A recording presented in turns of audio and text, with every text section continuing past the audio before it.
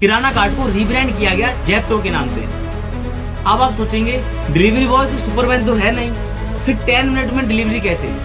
अब इन्वेस्टर ने देखा डिलीवरी इतनी फास्ट और एक्यूरेट हो रही है, तब पैसा बरसा।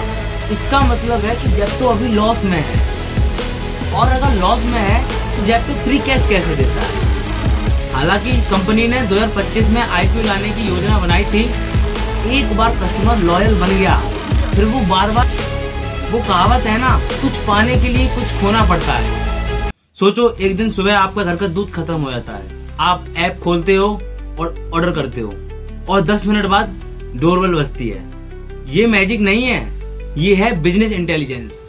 और इसके पीछे हैं सिर्फ 2 बचपन के दोस्त, सिर्फ 19 साल के, जो आज $5 बिलियन के स्टार्टअप के फाउंडर बन चुके हैं। आज हम बात करेंगे एक स्टार्टअप की सक्सेस स्टोरी के बारे में। उसका नाम है जेप्टो। आदित्य पलीचा और कायवल्य वोरा दोनों स्टैनफोर्ड यूनिवर्सिटी के सीए स्टूडेंट थे। कोविड के चक्कर में कॉलेज ड्रॉप आउट करके इंडिया लौटे। ग्रोसरी मंगवाई, डिलीवरी 4 दिन बाद आई। सोचो मुंबई जैसी सिटीज का ये हाल है, फिर छोटी सिटीज का क्या? बस वहीं से सितंबर 2020 में शुरू हुआ पहला स्टार्टअप, किराना कार्ट। व्हाट्सएप पर ऑर्डर लेना, लोकल वेंडर से टाई अप करना और फिर डिलीवरी। बट प्रॉब्लम क्लियर थी, स्पीड और स्केल दोनों चाहिए थे। इसलिए अप्रैल 21 में किराना कार्ट को रीब्रांड किया गया जेप्टो के नाम से। जेप्टो बर्ड वर्ल्ड के फास्टेस्ट यूनिट ऑफ टाइम से लिया गया है। 1 zepto second equal to 10⁻⁻21 second, और प्रॉमिस किया ग्रोसरीज डिलीवर इन 10 मिनट। अब आप सोचेंगे डिलीवरी बॉय तो सुपरमैन तो है नहीं, फिर 10 मिनट में डिलीवरी कैसे? राज है डार्क स्टोर्स, जो कि एआई पर रन होते हैं। इन्होंने हर सुटेबल एरिया में एक छोटी वेयर हाउस बनाई है, जिसे बोलते हैं डार्क स्टोर्स। यहाँ पर सिर्फ इनका स्टाफ अलाउड होता है, कस्टमर्स नहीं। डार्क स्टोर में 4 तरीके से एआई का यूज होता है ताकि डिलीवरी जल्द से जल्द हो सके। पहला, प्रिडिक्टिव डिमांड फोरकास्टिंग, मांग का पूर्व अनुमान। एआई एल्गोरिदम यूजर्स के बाइंग पैटर्न और लोकेशन बेस्ड डिमांड को एनालाइज करते हैं। अगर किसी एरिया में आम लोग सुबह दूध और ब्रेड ज्यादा मंगवाते हैं तो एआई समझ लेता है और इससे स्टोर में एग्जैक्ट प्रोडक्ट पहले से अवेलेबल कर दिया जाता है। दूसरा, स्मार्ट रिप्लेनिशमेंट, स्मार्ट तरीके से स्टॉक भरना।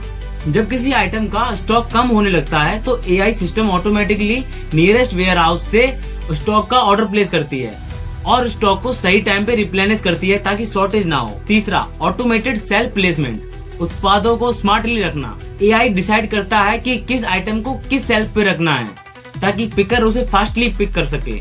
फ्रीक्वेंटली ऑर्डर्ड आइटम को फ्रंट सेल्फ में रखा जाता है ताकि पैकिंग जल्दी हो सके। चौथा, expiry management, AI batch number और एक्सपायरी डेट का ट्रैक रखता है। जिसकी एक्सपायरी नियर होती है उसको पहले सेल किया जाता है। जब आप ऑर्डर प्लेस करते हैं तब नियरेस्ट डार्क स्टोर एक्टिवेट हो जाता है। स्टोर का स्टाफ ऑलरेडी ट्रेंड होता है जो 60 से 90 सेकंड में ऑर्डर पैक कर देता है। एआई राइडर को शॉर्टेस्ट पाथ दिखाता है ताकि राइडर उसे जल्द से जल्द डिलीवर कर सके, और उनका एवरेज डिलीवरी टाइम है 8 मिनट 47 सेकेंड। स्टार्टअप टॉकी के रिपोर्ट के हिसाब से 2025 में जेप्टो की डार्क स्टोर की संख्या 700 से बढ़कर 1200 हो चुकी है। अब सवाल है जेप्टो पैसा कैसे कमाता है? जेप्टो की कमाई के 4 तरीके हैं। पहला, margin on groceries item. Zepto को ग्रोसरीज आइटम पे 10 से 25% तक का मार्जिन मिलता है। दूसरा, डिलीवरी चार्जेस। जेप्टो को हर डिलीवरी पर 10 से 30 रुपए मिलता है। तीसरा, ब्रांड प्रमोशन। अगर ग्रोसरीज ब्रांड चाहे कि उनका प्रोडक्ट होम पेज और टॉप कैटेगरी लिस्ट में दिखाई दे तो वो जेप्टो को एडवर्टाइजिंग फी देते हैं। ये एक तरह का डिजिटल सेल्फ प्लेसमेंट रेंट होता है। जेप्टो ने 2023 में जेप्टो कैफे लॉन्च किया, जो कि ready to consume item deliver करता है, जैसे tea, coffee, pizza, burger etcetera. और 2024 में जेप्टो ने जेप्टो ब्लूम भी लॉन्च किया, जो कि यहाँ पर फ्लावर पॉट, ग्रीन प्लांट, ये सब आइटम भी डिलीवर करता है। जब इन्वेस्टर ने देखा डिलीवरी इतनी फास्ट और एक्यूरेट हो रही है, तब पैसा बरसा। इंडिया का 2023 का जेप्टो फर्स्ट यूनिकॉर्न बना और इसने स्टेपस्टोन ग्रुप से 1.4 बिलियन वैल्यूएशन पर 200 मिलियन फंड रेज किया। अब आप वीडियो पॉज करके देख सकते हैं कि जेप्टो ने अभी तक कितना सारा फंड रेज किया। अब बात करते हैं जेप्टो के शेयर होल्डिंग पैटर्न की। इसमें सबसे ज्यादा है नेक्सस वेंचर के पास 18.6%, फिर है ग्लेड ब्रोक कैपिटल 10.3%, कैवल्य वोरा के पास है 0.7% और आदित्य पलीचा के पास है 0.9%। बचा हुआ आप वीडियो पॉज करके देख सकते हैं। जेप्टो अभी तक पब्लिकली लिस्ट नहीं हुआ है। जेप्टो ने अभी अपना IPO initial public offering launch नहीं किया है, जो कि आम जनता को इसके शेयर खरीदने की अनुमति देगा।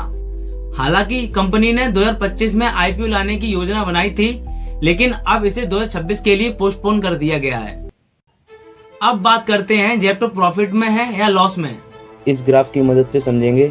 2023 में जेप्टो का टोटल एक्सपेंस था 3,350 करोड़ और रेवेन्यू जनरेट किया 2,026 करोड़, 1,248 करोड़ का लॉस हुआ।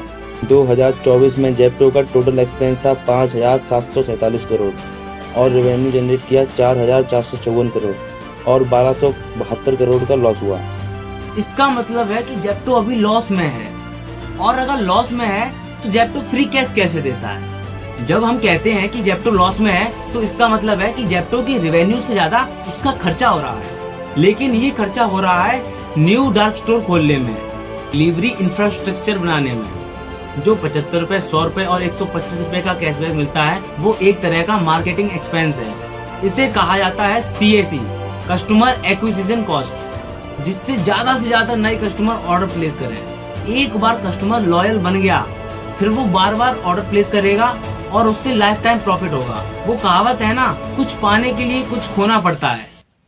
लॉन्ग टर्म प्रॉफिटेबिलिटी के लिए शॉर्ट टर्म लॉस एक्सेप्ट करना पड़ता है। क्विक कॉमर्स मार्केट काफी बड़ा है और इसमें कंपटीशन भी बहुत ज्यादा है।